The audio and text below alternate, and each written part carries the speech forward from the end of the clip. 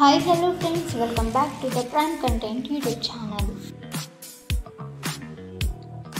మొంతా తుఫాను తరహాలోనే తెలుగు రాష్ట్రాలకు మరో తుఫాను గండం పొంచి ఉందా అంటే అవునని అంటున్నారు తెలంగాణ వెదర్మ్యాన్. తాజాగా కీలక వాతావరణ సమాచారాన్ని వెల్లడించారు వెదర్మ్యాన్. సాధారణంగా అక్టోబర్ నవంబర్ను తుఫానుల కాలం అంటారు. అక్టోబర్లో నైరుతి రుతుపవనాలు నిష్క్రమిస్తాయి, ఈశాన్య రుతుపవనాలు ఎంట్రీ ఇస్తాయి. ఈ సమయంలో సముద్రంలో ఉష్ణోగ్రతలు మారి అల్పపీడనాలు ఏర్పడతాయి. ఇవి వాయుగుండం తుఫానులుగా మారతాయి. ఇలా ఇప్పటికే బంగాళాఖాతంలో ఏర్పడిన మొంతా తుఫాను ఏ స్థాయిలో బీభత్సం సృష్టించిందో చూశాం. ఇలాంటిదే మరో తుఫాను లోడ్ అవుతున్నట్లు తెలంగాణ వెదర్మ్యాన్ తెలిపారు. వాతావరణ పరిస్థితులను బట్టి చూస్తే నవంబర్లో మరో తుఫాను తప్పదని హెచ్చరిస్తున్నారు. ప్రస్తుతం బంగాళాఖాతంలో ఓ అల్పపీడనం కొనసాగుతోంది. దీని ప్రభావం తెలుగు రాష్ట్రాల్లో పెద్దగా కనిపించడం లేదు. అక్కడక్కడ చిరుజల్లులు కురుస్తున్నాయి. అయితే త్వరలోనే మరో అల్పపీడనం ఏర్పడే అవకాశాలు ఉన్నట్లు వాతావరణ విభాగం ప్రకటించింది.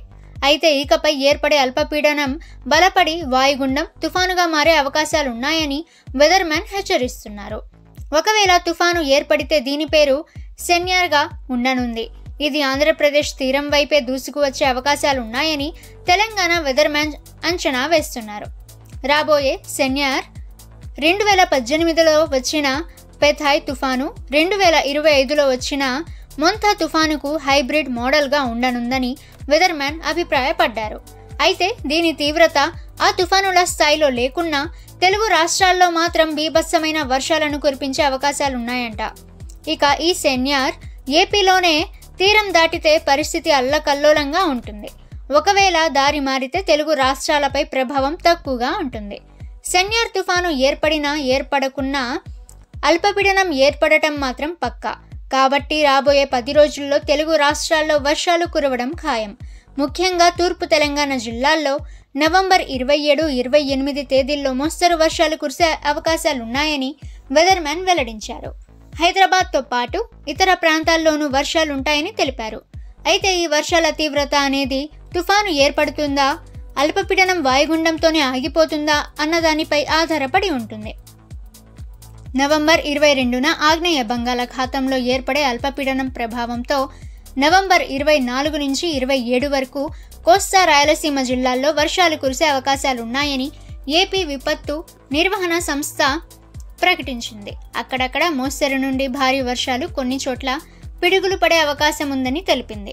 ఈ వర్షాల రాకతో తెలుగు రాష్ట్రాల్లో చలి తీవ్రత తగ్గుతుందని వాతావరణ శాఖ వెల్లడించింది. ఒక్కో తుఫానుకు ఒక్కో దేశం పేరు పెడుతుంది. ఇటీవల వచ్చిన మొంతాకు థాయిలాండ్ నామకరణం చేసింది. ఇక తర్వాత రాబోయే తుఫానుకు సెన్యార్ అని పేరు పెట్టింది అరబ్ ఎమిరేట్స్. ఆ తర్వాత వచ్చే తుఫానుకు ఎమెన్ డిత్వా అని, తర్వాతి దానికి బంగ్లాదేశ్ అర్నబ్ అని పేరు పెడతారు. వీటి తర్వాత వచ్చేది మురుసు తుఫాను, ఇది ఇండియా పేరు. ఇక దీని తర్వాత ఇరాన్ పేరుతో అక్వాన్ తుఫాను వస్తుంది. ఓకే ఫ్రెండ్స్, 2 తెలుగు రాష్ట్రాలకి సంబంధించిన లేటెస్ట్ వెదర్ రిపోర్ట్ అయితే ఇది.